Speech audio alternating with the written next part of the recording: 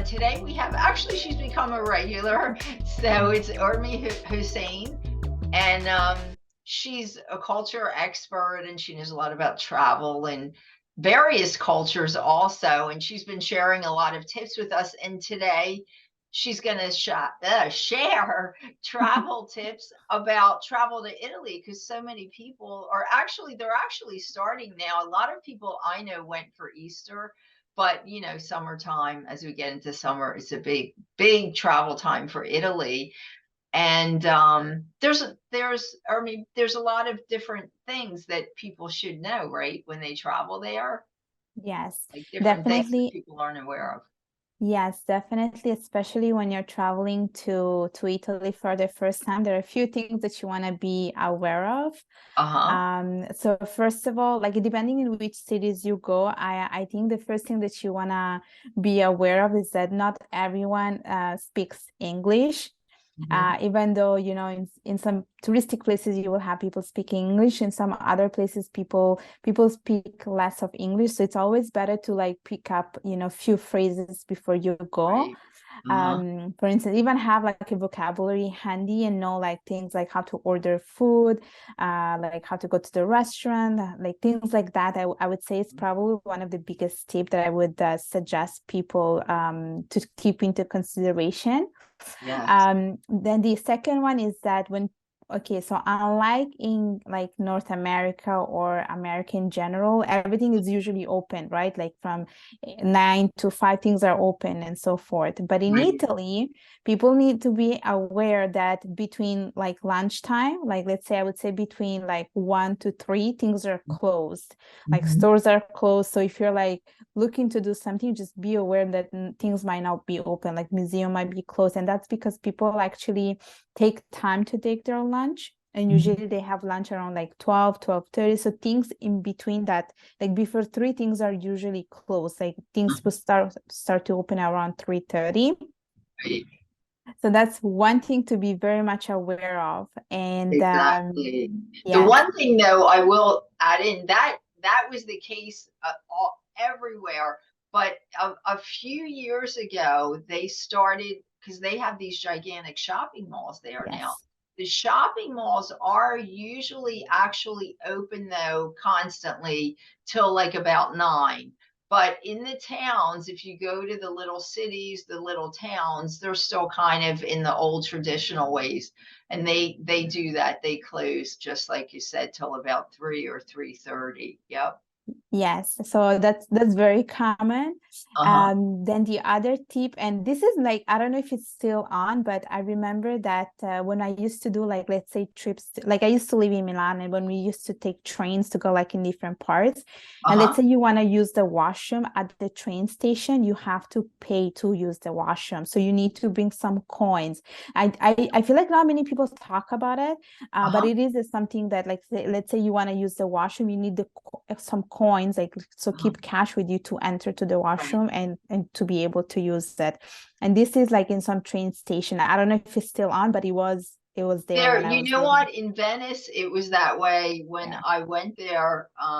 I've been there, and there are washrooms that it's the same thing.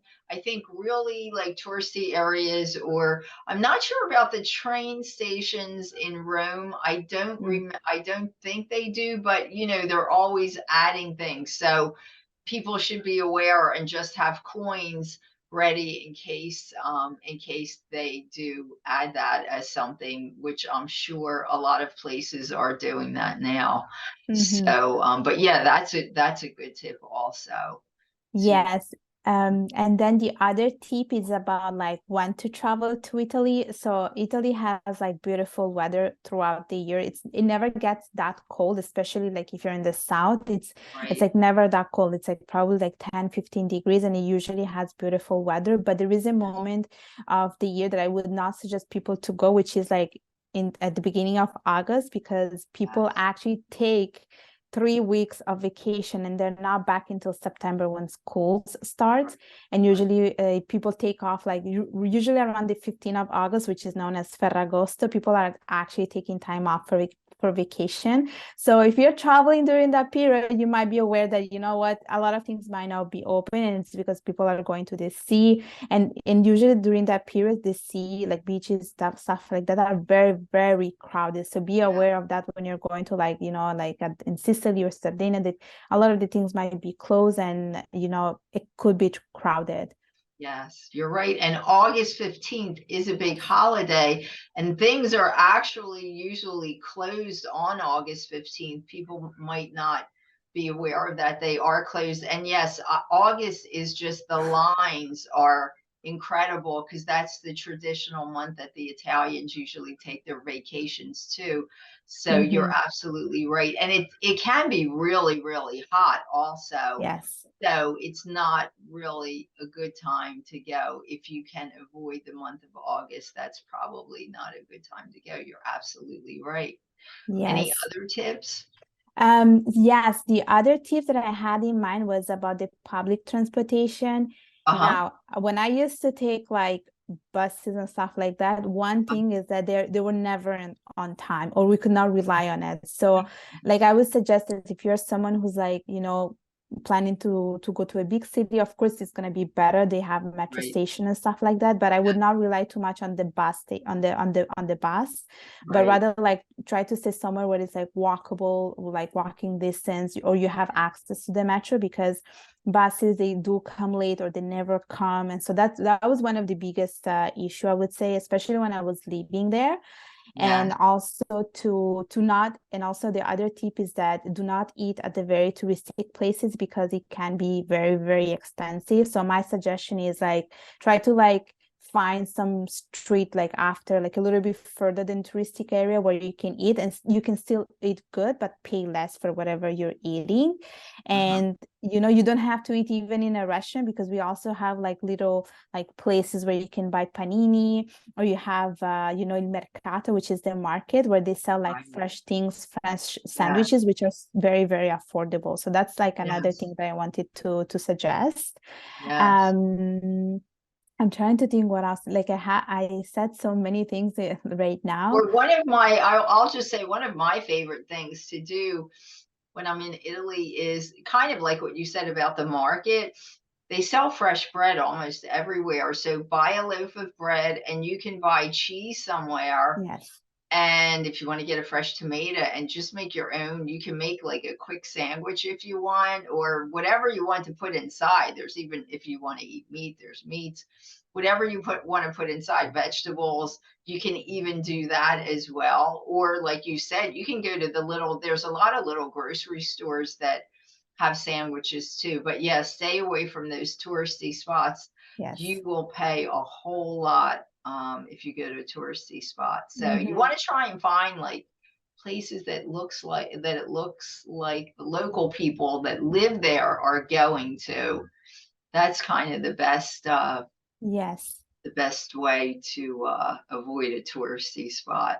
Yes, and I do have another tip as well, is Yes. that when you are traveling to Italy, so one thing that you want to be aware of is that they all have like old buildings, and not Mhm. everyone, not every building has an elevator. So if you're someone who's like carrying, you know, heavy luggages, you might want to be aware of that, because not every hotel might have elevators. If you're staying in the Right. Airbnb, most likely they they might not have elevators, so you might want to carry something smaller, something that is like, you know, something that is easily washable, that you can wear multiple times, and comfortable clothes. But be aware that not Even the all train buildings have. stations, right? Some of the Yeah. train stations, if you're traveling by train, I can remember some of the train stations, and that's how I kind of learned not to bring tons and tons of things with me, because some of the train station have loads of trains, because especially like in Rome, you're on,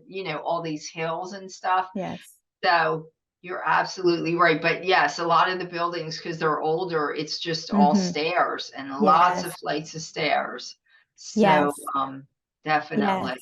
And talking about trains, and I think this is probably the best thing that Italy has, is that once you go to Italy and if you want to like move around within the country, taking Uh-huh. the trains is actually pretty like comfortable, because they have these trains called like Frecciarossa, which Yeah. like travel from like one part to another, and you can see the city. They're pretty affordable in terms of prices. They give you meals, snacks.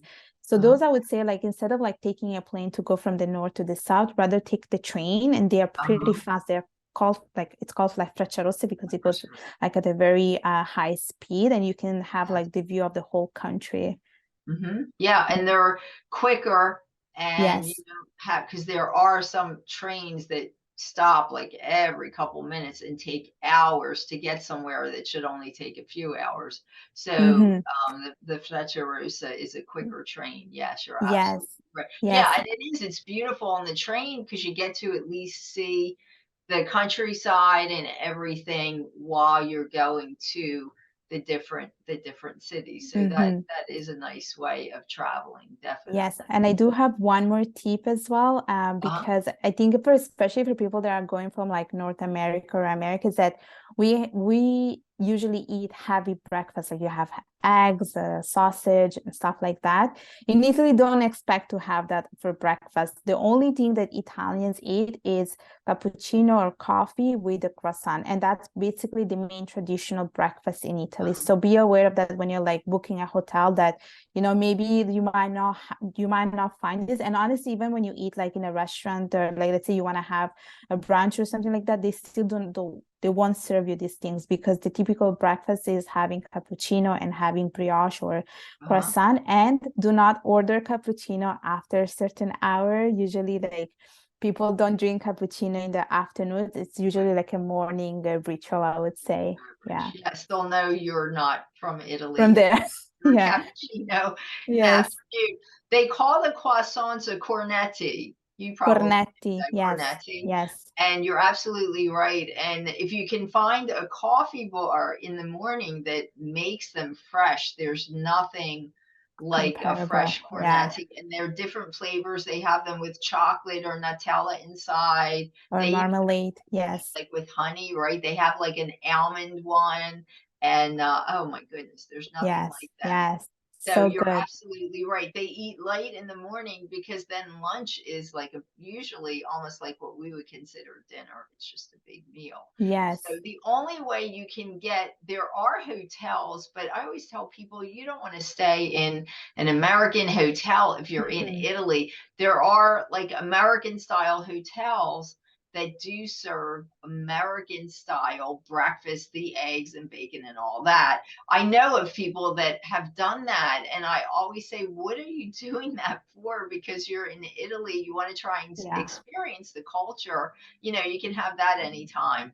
So however you want it, if you can't do without your American breakfast, you are able to find that. You have to look at like a chain of hotels that might yes, be an American chain and they have an American breakfast. But try to experience Italian mm-hmm, culture while you're there, just to get mm-hmm. more of a feel of the place, definitely. Mm-hmm, mm-hmm, exactly. And I think there is also like this misconception when it comes to food, that, oh, Italy is all about pasta and pizza. But there's so much more. People like eat, fish, there is the risotto, and then depending on also in which part of Italy you go, they all have typical dishes. So let's say you go Yes. to Milan, they have like risotto alla milanese. If you go to Rome, they have like pasta al cacio e pepe, la matriciana. So they have like different things. So it's always recommended that you try the local stuff and see that it's not Yes. just one typical pasta. And definitely don't expect to have pasta with Alfredo sauce, because I think this is just Canadian or American. I've never seen this when I was living in Italy. So Yes, I know people think of, different that they serve things differently than they really do. Yeah, a good way is to, well, the best um the best like local dishes or the best dishes you get are what are the local traditions yes, from that city, right? Or that town. yes, So if you aren't familiar with what might be like a local traditional dish, you can just look it up on the internet. It's a traditional dish. The ones that Army just mentioned, like the pasta cacio e pepe, is really good in Rome, and different places in Naples. I would suggest pizza. Pizza is really good there, but because that's kind of where it originated. But you want to find these local things. There's a region that does these stuffed olives in oh my goodness, I can't think of the name of the region, but they do a Le Marque. They're famous for stuffed olives. They actually grow the olives there. Not that they don't grow the olives anywhere. They grow them and then they stuff them and they bread them. And I understand that you can't get them better anywhere else than there, although you can find them everywhere else. But that's where it originated. And there's lots of different just as she was saying, lots of different local traditional things. So Mm-hmm. try and get it where, it's really a local dish, Mm-hmm. and you'll Mm-hmm. really experience it Yeah, more delicious. gelato or il panzerotto or the ice cream in the sandwich, arancini. These are so typical. The pastries, they have sfogliatelle, cannoli. Like these are so good in Italy, and you get like they're fresh. So like Yes. honestly, it's so worth trying it. Oh, it is. It is definitely, definitely. It's really worth trying if you can do any of that really while you're there. Definitely try that. Yes. Anything else? I think you gave us a lot, but is there anything else you can think of? Not really, actually. I think I would probably say to always carry cash with you Yes. and just be aware that people do have this they are called happy hours in English. We call them aperitivi in Italian, which like Uh-huh. usually start in the afternoon, and people Right. enjoy having aperitivi. So you're having a drink and you're having some snacks, and usually you do Uh-huh. this before the dinner and you like mingle around with people. These tend to be really long, like Yes. they last long, but that's how people enjoy their lives over there. So I would say, yeah, Yes, yes, you're yeah. absolutely right. So that's something to see if you can take advantage of. Also, a lot of the coffee bars have that too, Mm-hmm. which I mean, I know people here. And one thing I will mention, so people tend when they go to Italy, they think that the names of the coffee drinks that they have at Starbucks are the names, of real coffee drinks in Italy, but they're not. So just be aware that, there's different, I mean, obviously cappuccino, espresso is the same thing. But if you say, I think at Starbucks, they might have like a cafe latte or something, or a latte. And if that's what they have. And if you say a latte in Italy, they're going to just give you milk. So I've Yes, heard of a lot of people order yes. latte because they think it's the same thing, but it's not. Latte is just milk. So, that's one thing I would be aware of too. Yes.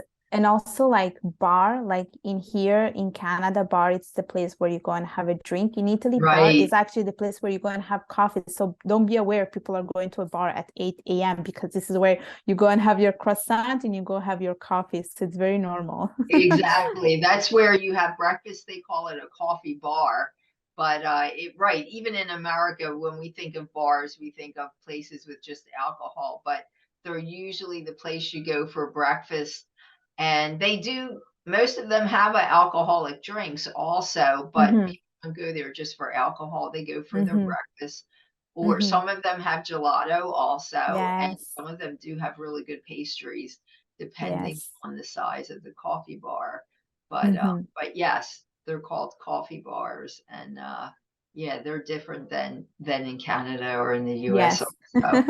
Yes. Yes. But anyway, don't stress over all this stuff. They're just good tips we wanted everybody to have, so you're a little more familiar if you do if you're lucky enough to travel to Italy this spring or summer or even fall. Fall is actually a really nice time to go to. It's not crowded. Hmm. The weather's usually pretty nice too. Yes. so it's not too hot. But really, any time except August is a good time to go. Exactly. Great. Yes. All right. All right. Do you have anything else to add?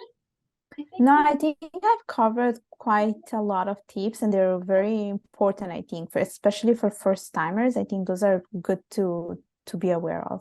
yes, and I like a lot of the things you said are things that I was not aware of. So it would have really helped if I knew that before, I went the first time, and you just learn from Hmm. being there and then living there. Yeah. So you just learn. So these are all really, really helpful tips to have an enjoyable trip to Italy. All right, Urmi, thanks so much, and hopefully you'll be back soon to share some other culture or travel tips with us. Thank you. You're welcome.